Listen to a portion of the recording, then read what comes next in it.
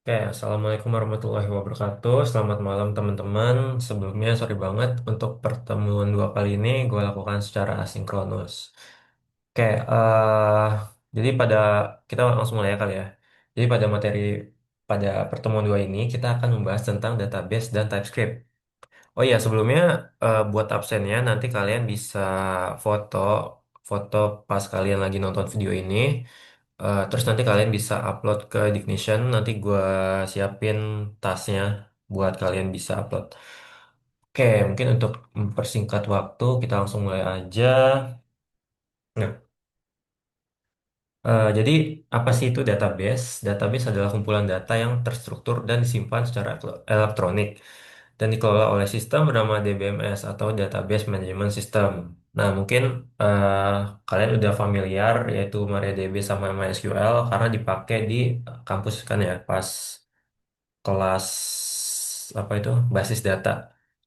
Nah, sebelumnya kan kalian ngoding itu nggak pakai database. Jadi pas kalian ngepost, update, delete, segala macam, itu pas kalian restart server, itu kan datanya pasti hilang ya, nggak bakal kesimpan. Jadi secara temporary aja gitu. Nah, database ini tuh gunanya buat menyimpan data-data itu tadi. Jadi eh, nggak bakal hilang. Oke, nah database ini bukan spreadsheet. Kalau Excel itu bisa error jika diakses jutaan orang secara bersamaan. Database itu didesain untuk skalabilitas dan keamanan. Jadi, misal kalian ada aplikasi, ada website, nah datanya itu disimpan di database ini. Nah, peran backend bertugas membuat API sebagai jembatan agar front end-nya bisa mengakses data di database dengan aman. Oke, kita lanjut. Nah, ini ada relational versus non-relational database. Kalau relation itu data disimpan dalam tabel, baris dan kolom yang ketat. Jadi cocok buat konsistensi data seperti transaksi bank. Contohnya itu ada PostgreSQL yang bakal kita pakai hari ini dan MySQL yang mungkin kalian udah pakai di kampus. Terus ada non-relational database. Datanya bersifat fleksibel, disimpan sebagai dokumen JSON atau graph, cocok untuk postingan sosmed. Contohnya MongoDB, Neo4j. Nah, di sini bisa kita lihat perbedaan relational database dan non-relational database. Kalau relational database disimpan dalam bentuk tabel, kalau non-relational disimpan dalam bentuk dokumen, graf, dan lain-lain. Terus untuk bahasa operasinya menggunakan SQL, dan kalau non-relational ini menggunakan bahasanya sendiri, misal kayak MongoDB, terus Redis, itu kan beda-beda ya cara makainya. Terus juga strukturnya, kalau relational itu lebih kaku dan konsisten, sedangkan non-relational itu lebih fleksibel. Untuk skalabilitasnya, itu rendah dan cenderung mahal. Untuk non-relational lebih tinggi. Terus juga untuk relational, datanya lebih terstruktur. Kalau untuk non-relational, datanya tidak data terstruktur, semi-struktur, dan tidak terstruktur. Terus gunanya untuk yang relational itu data yang butuh konsistensi tinggi kayak bank terus financial.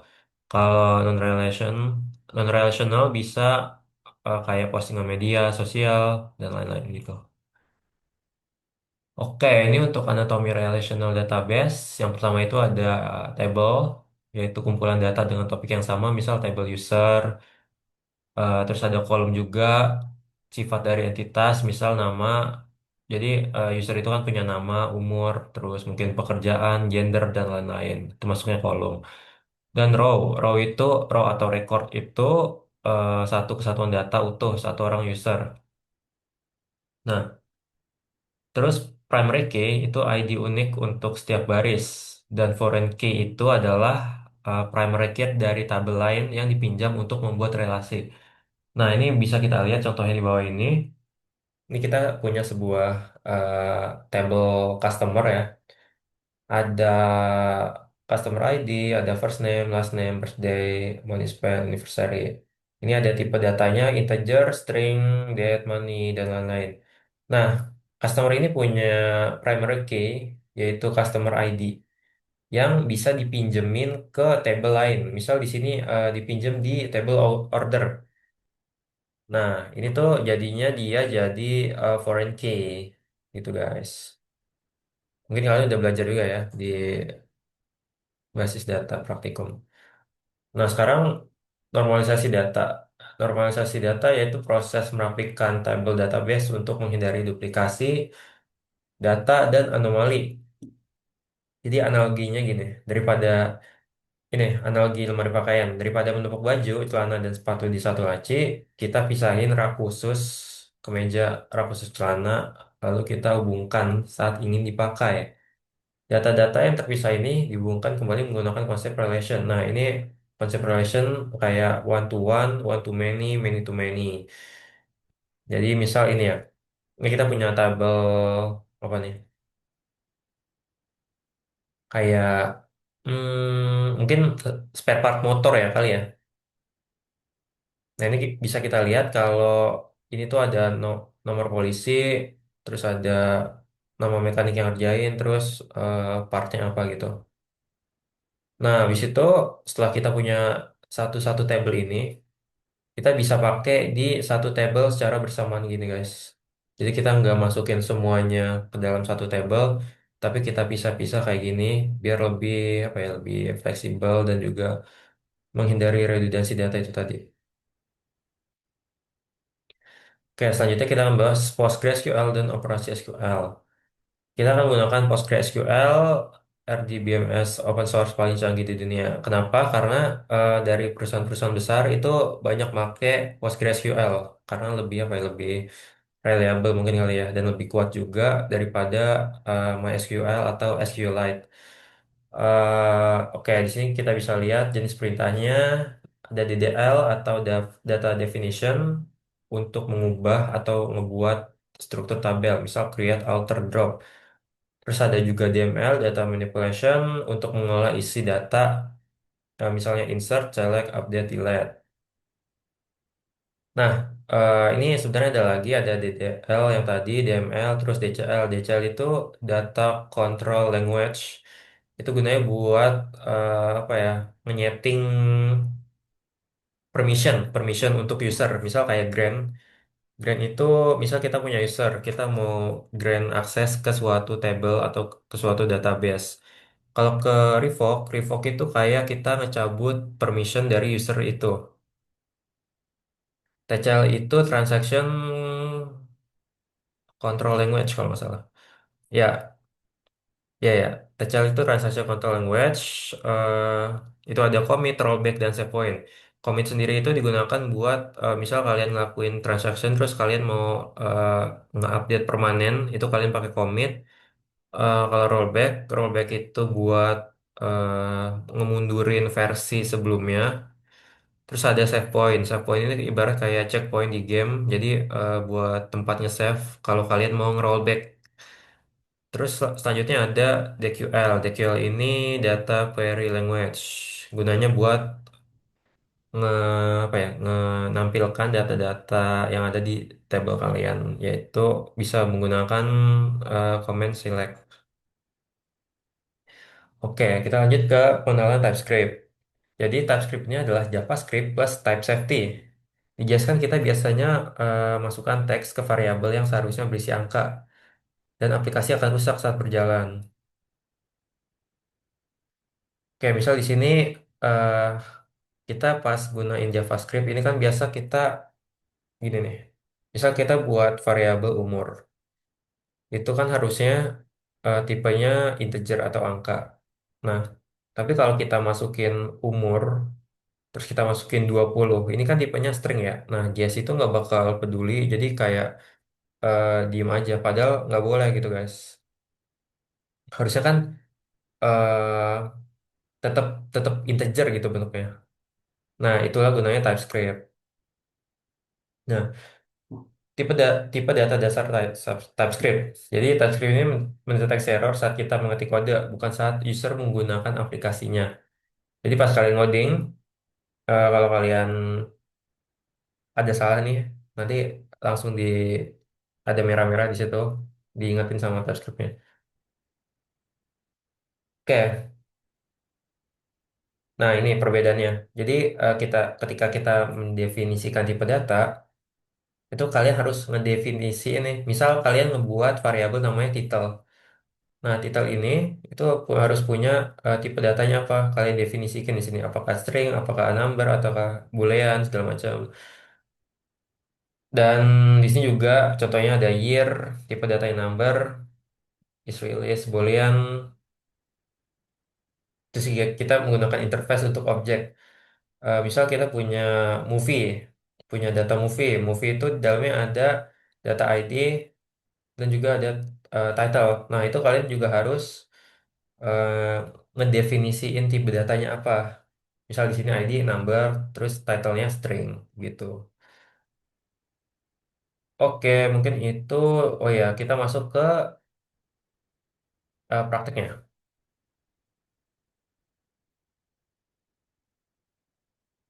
Wait ya. Wait.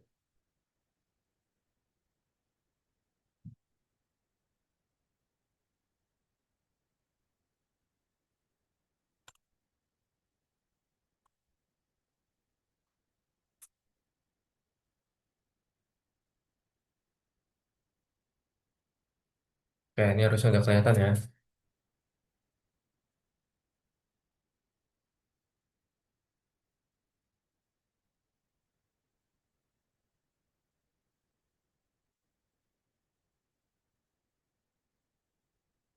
Oke, gue buka VS Code-nya dulu. Bisa digeser nih.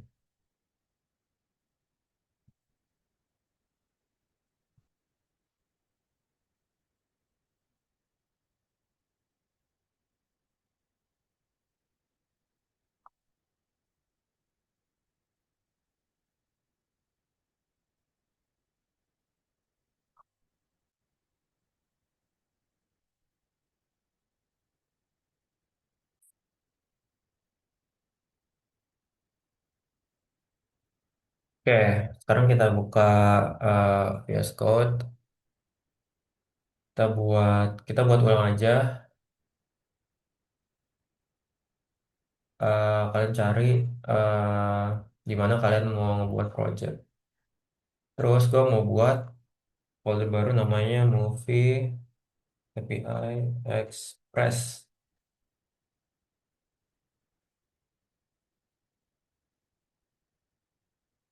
Yes. Jadi kita buka aja. Nah, dari sini, itu sebenarnya gue udah nyiapin kayak langkah-langkahnya biar kalian bisa ikutin juga. Ini ada persyaratan. Prasyaratnya, kalian perlu Node.js kayak kemarin, harusnya udah ada lah ya. Terus PostgreSQL kalian bisa download di sini dan juga PG admin. Ini buat dashboard ngelola database Postgre-nya. Ini ada videonya kalau kalian perlu ini ada kesulitan. Oke, pertama kita buka terminal dulu dan buat folder project. Tadi kan udah kan ya. Terus kita bisa inisialisasi project Node.js dengan cara npm init ya. Enaknya gimana ya? Gini aja deh. Kecilin aja. Pertama. Sip.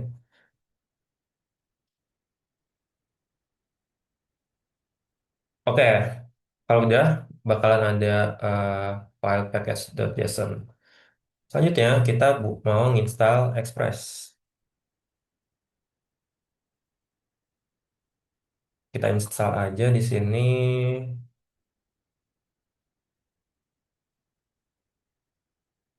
Oke, Express udah diinstal. Terus eh, kita juga install TypeScript. Kita ikutin aja iniannya. Wait. Oke, ditunggu aja ya guys. Terus kalau udah, kita bisa buat file namanya tsconfig.json. Nah, ini tuh gunanya buat ngelola apa ya kayak konfigurasi dari TypeScript kita. Kita bisa langsung aja tsconfig.json. Nah, ini kalian salin aja untuk isinya.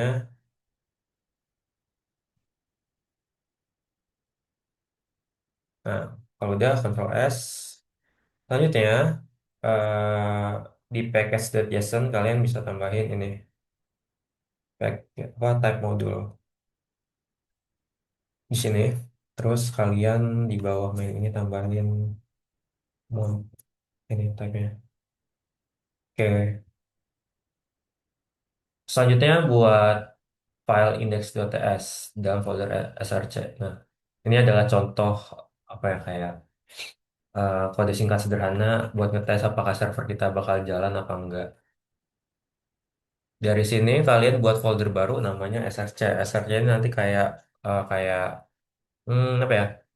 Folder yang literally bakal kalian gunakan sampai ke depannya. Nanti foldernya itu isinya ada kayak roots, ada controller, middleware, terus database dan lain-lain. Nah, di sini kita langsung buat aja file index.ts karena kita pakai TypeScript.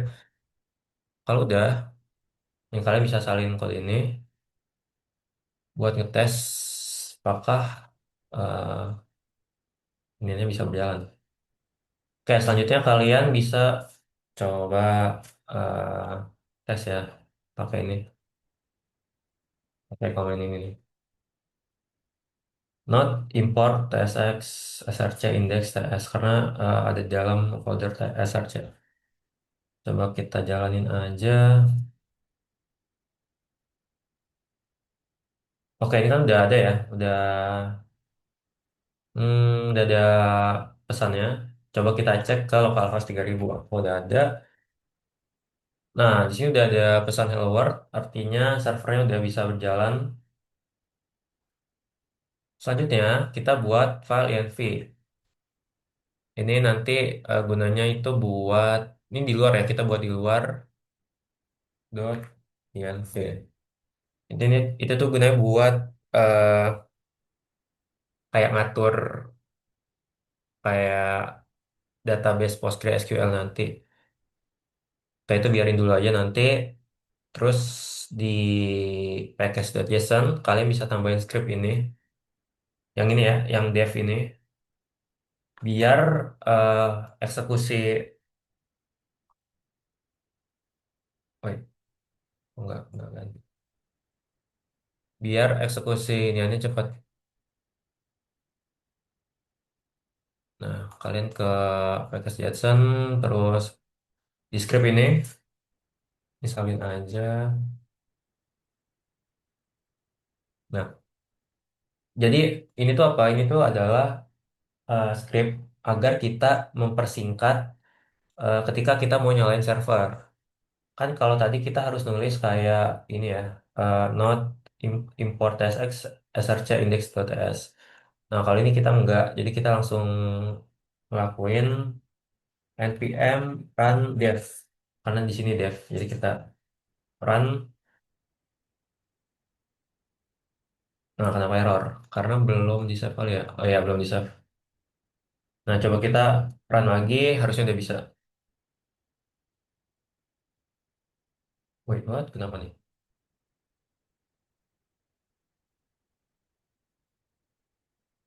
Bentar, guys.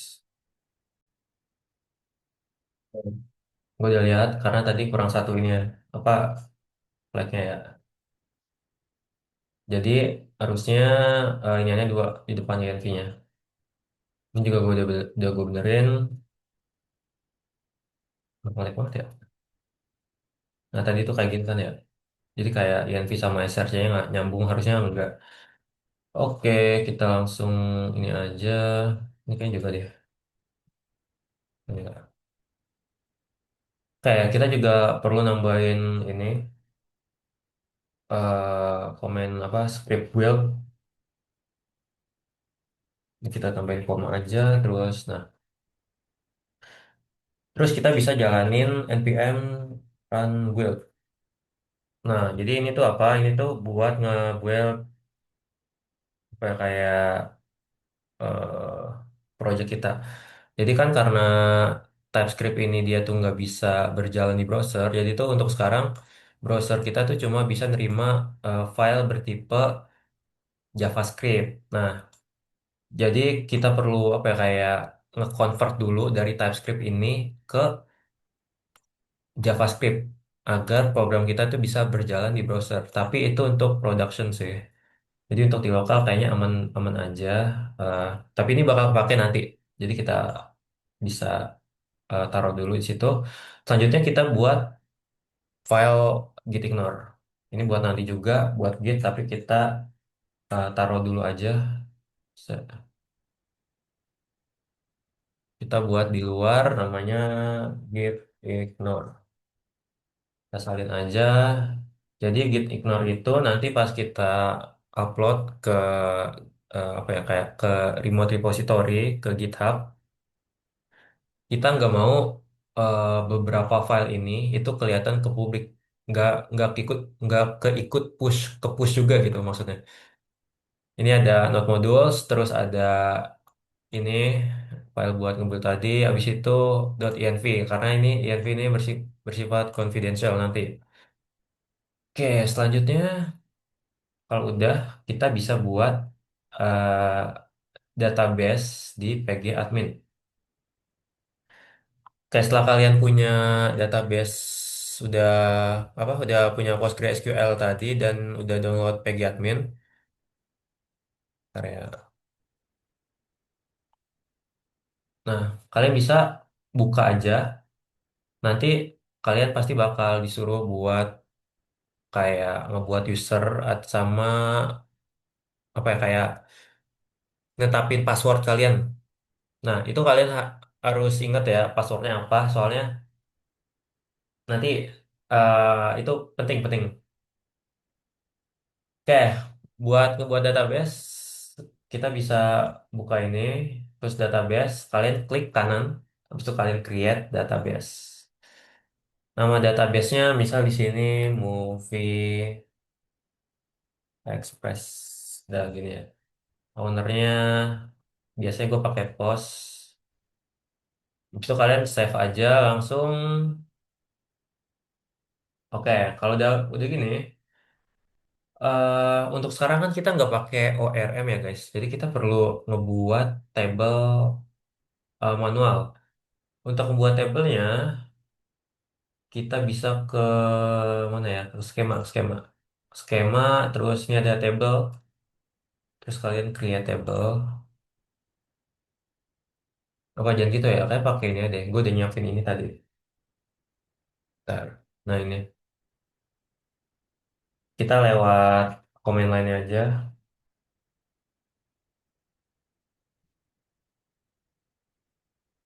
Mana ya? Query tool.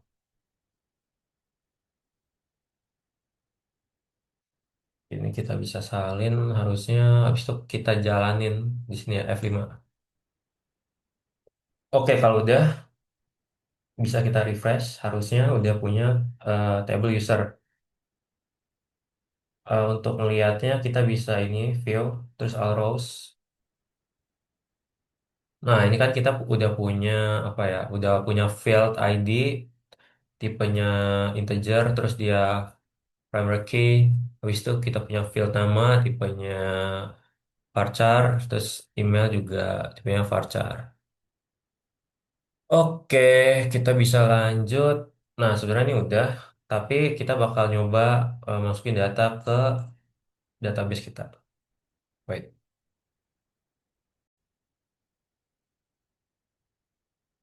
Oke guys. Oke. Kita bisa mulai dari buat ini file buat connection ke database-nya db.ts. Kita buat file namanya db.ts, terus bisa lakuin import full from pg. Nah, terus export full, kita buat new full usernya karena kita nggak pakai belum pakai env ini, jadi kita diamin aja. Nama user gue itu post tadi kan ya, post terus hostnya localhost. Ini kita ikut nih. Database namanya Movie Express tadi. Kenapa gini ya? Keyboard gua aneh banget ya. Passwordnya, kalau gua awal-awal buat 1 2 3 4 5 6 7 8. Nah, itu penting yang kalian ingat password tadi. Terus portnya ikutin aja dan tutup. Oke, ini harusnya udah balik ya. Terus buat ininya kita bisa import Express kayak tadi. Express namanya Express. Nah, paste request salah, bukan itu. Nah, request response terus juga kita import pool dari DB ini tadi. Selanjutnya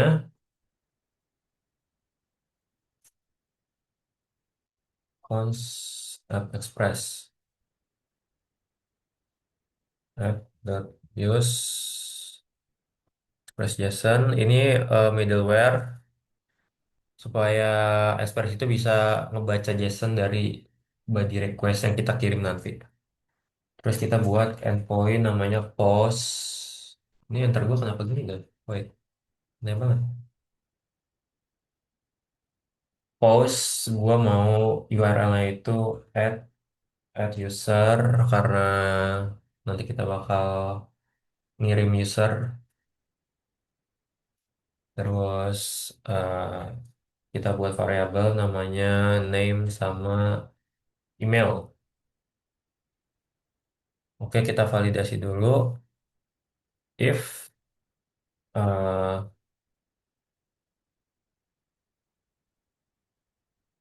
name, nah itu tuh biar kalau pas kita ngirim data nggak ada nama dan email, nanti bakal ngeluarin error. Nama dan email harus diisi gitu. Terus apa gitu ya? Aneh banget. Try.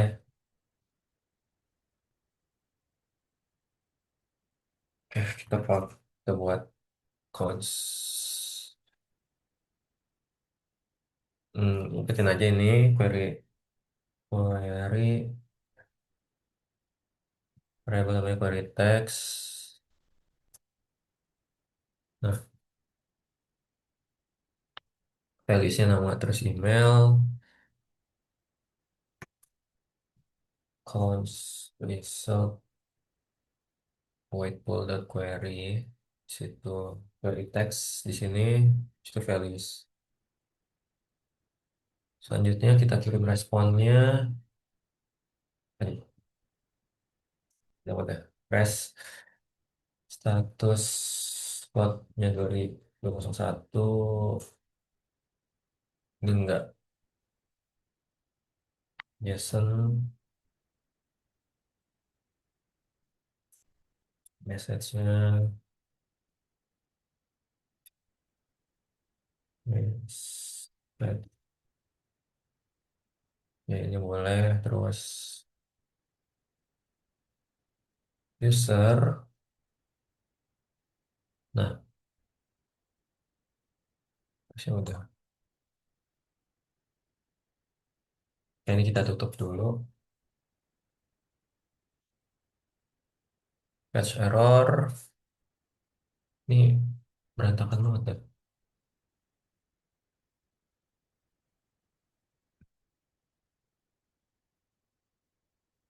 Error. Ini aja nggak apa-apa. Ini dulu. Tapi harusnya nggak boleh nih kalau di TypeScript. Terus console error. Nah, di sini kita pakai error handling. If ngikutin ya. Oke, selanjutnya terus.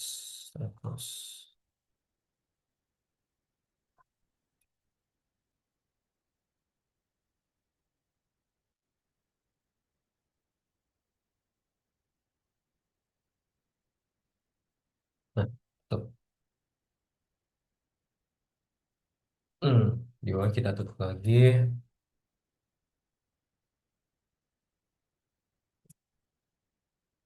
Oke, kenapa errornya?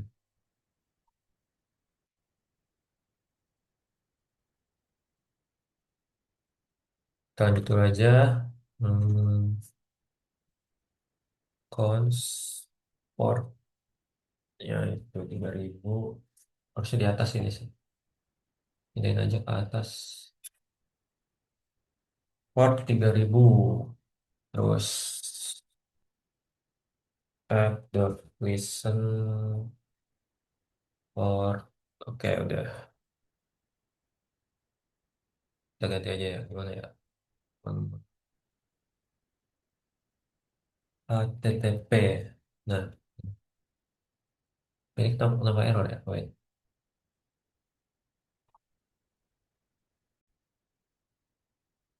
Itu error karena gua ngetiknya itu import pakai N bukan pakai I.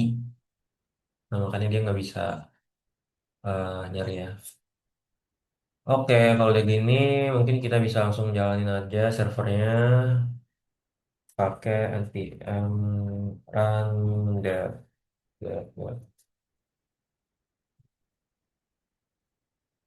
Oke, servernya udah jalan.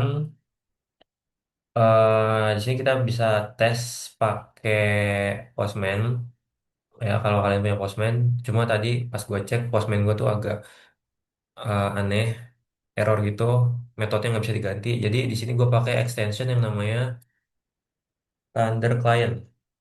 Thunder. Nah, di sini gue pakai extension namanya Thunder Client. Ini tuh sama gunanya buat testing API kita. Kalau kalian udah download, ini kalian bisa lihat di sini di sebelah kanan atau sebelah kiri. Kalau kalian belum diganti, itu ada logo yang ini. Kalian klik aja. Nah, sini.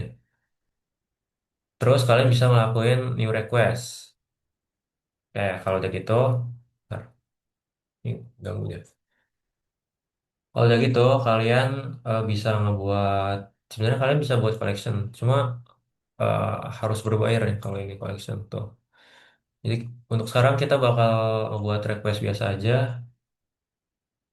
HTTP localhost. Nah, karena kita mau ngakuin add user, kita ganti metodenya jadi post. Setelah itu buat di bodinya kita bisa masukin apa ya tadi, email kalau nggak salah. Tadi ini dari apa? Aku lupa. Wait.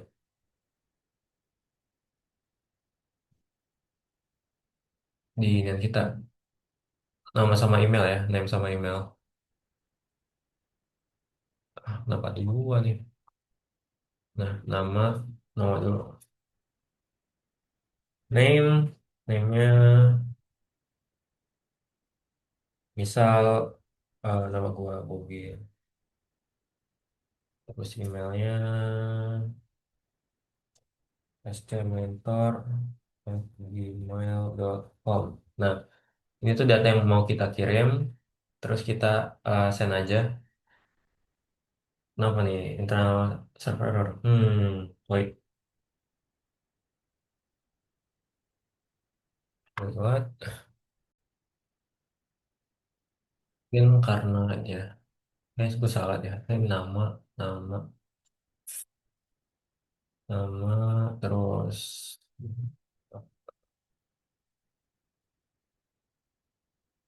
ada lagi ya? Nama, name. Oke, kita coba tes lagi di under client. Semoga bisa. Tadi udah ada ya? Ya, request. Nah, ini ganti fieldnya nama. Nah, ini kenapa lagi? Wait. Oke, sorry teman-teman, gue udah nemu errornya. Jadi errornya tuh ada di sini. Ini kan di database ini kita nulisnya pakai ini ya, pakai underscore. Tapi harusnya kita pakai ini, pakai strip ini guys. Soalnya di database kita kan namanya ini ya, nih movie strip express. Jadi kayaknya salahnya di situ. Terus kita coba lagi, semoga bisa.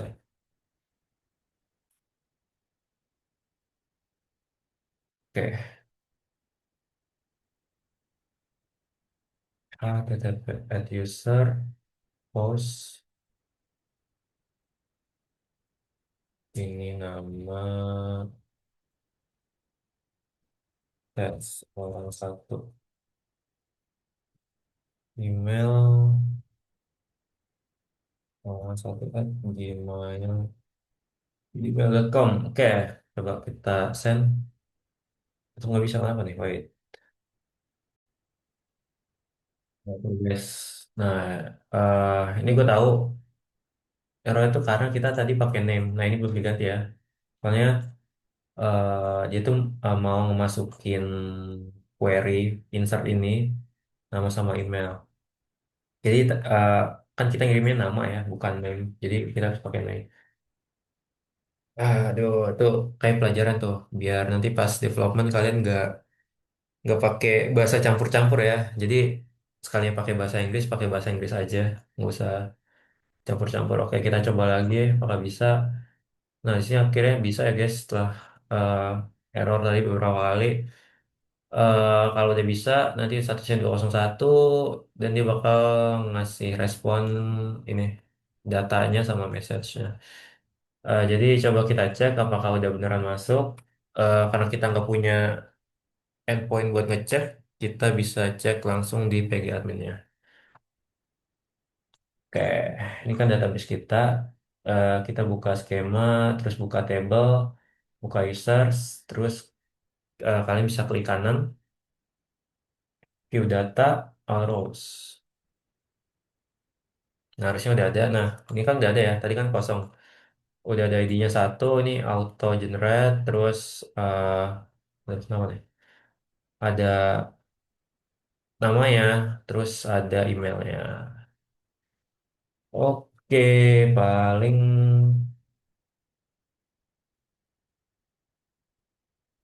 gimana nih? Ini apa ini? Oke, paling itu guys. Untuk hari ini, karena kita udah berhasil nyambungin database, codingan kita ke database, terus kita udah testing. Selanjutnya kita akan belajar tentang ORM, result ORM. Jadi kita nggak perlu kayak ini kan perlu di ini nih kita memasukin query-nya sendiri. Nah tapi nanti kita nggak bakal ngelakuin itu. Kita bakal pakai jembatannya yaitu Drizzle ORM buat ngemasukin data terus